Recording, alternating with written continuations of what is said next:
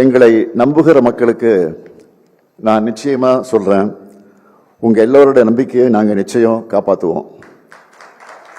இந்த உறுதியோடு தேர்தல் அறிக்கையில் சொல்லப்பட்டிருக்கக்கூடிய வாக்குறுதிகளில் எல்லாமே முக்கியமான வாக்குறுதிகள் தான்.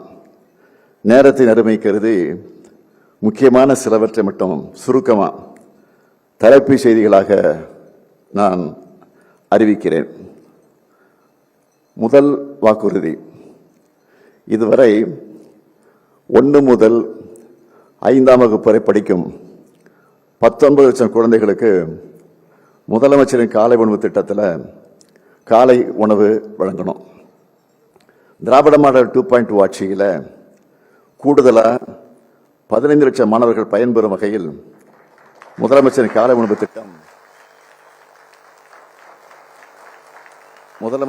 முதலமைச்சரின் காலை உணவு திட்டம் 8ஆம் வகுப்பு வரை விரிவுபடுத்தப்படும்.